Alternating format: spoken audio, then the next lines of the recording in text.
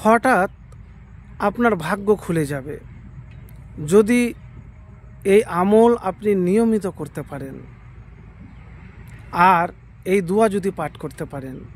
তো প্রিয় ভাইরা আমার, যাদের কপাল খারাপ নিজেকে ভাবছেন, সেই সব ভাইদেরকে বলবো যে নিজের কপালকে দোষারোপ না করে সময়কে যদি কাজে লাগান, আল্লাহর প্রতি ভরসা রেখে আল্লাহর নাম নিয়ে যদি কাজ করেন, তাহলে আপনার ভাগ্য খুলে যাবে। আর এমন একটি হাদিসের কথা বলবো যে হাদিসে রাসূলুল্লাহ সাল্লাল্লাহু আলাইহি ওয়াসাল্লাম বলেছেন, ভাগ্য একমাত্র বদলায় দুয়াতে। তো প্রিয় ভাই আমার, আপনি বেশি বেশি করে আল্লাহর কাছে দোয়া করেন, আল্লাহর কাছে দোয়া করেন। প্রিয় ভাই, যদি আল্লাহর কাছে আপনি দোয়া করতে পারেন, তাহলে হতে পারে হঠাৎ আপনি কল্পনাও করতে পারবেন না আপনার ভাগ্য বদলে যাবে।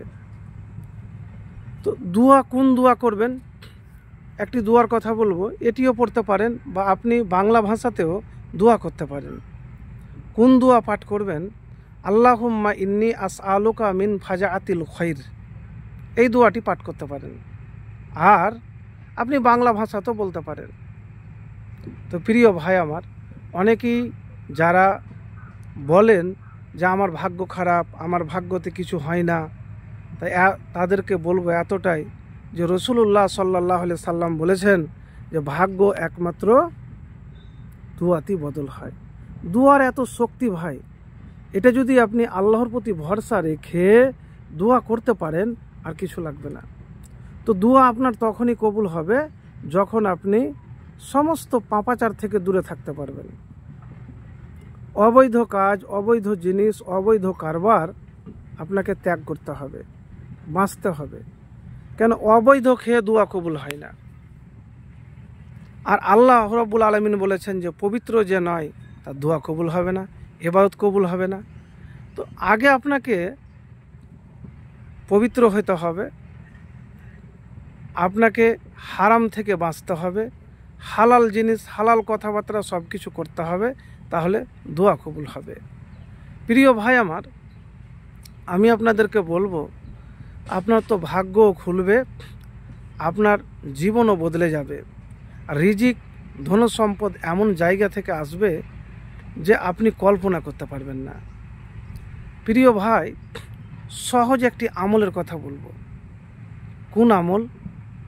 সূরা তলাক আয়াত নাম্বার 2 এবং 3 আল্লাহ রাব্বুল আলামিন বলেছেন, যে আমাকে ভয় করে আমি তাকে এমন জায়গা থেকে রিজিক দিব যে সে কল্পনা করতে পারবে না। আল্লাহর ভয় যদি আপনার হৃদয়ে থাকে, সব সময় যদি আল্লাহকে ভয় করতে পারেন, তাহলে রিজিক, টাকা পয়সা, ধন সম্পদ নিয়ে চিন্তা করতে হবে না। একার বলবেন আমি তো আল্লাহকে ভয় করি। আল্লাহকে ভয় করেন, কথা বলতো আল্লাহকে ভয় করতে হবে, হাঁটছেন, হাঁটা তো আল্লাহকে ভয় করতে হবে, খাবার খেতে বসেছেন, এক কথায় সব সময় আল্লাহকে ভয় করতে হবে। আপনি যতটা ভাবছেন ততটা কিন্তু নয়, যে ভয় আল্লাহকে করা খুব সহজ।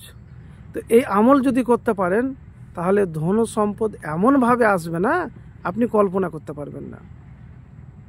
তো প্রিয় ভাই আমার, এভাবে আমল একবার করে দেখুন, ইনশাআল্লাহ দেখবেন হঠাৎ আপনার ভাগ্য খুলে যাবে, কপাল খুলে যাবে, আপনি ধনী হয়ে যাবেন, রিজিকের আপনার অভাব অনটন জীবন থেকে দূর হয়ে যাবে।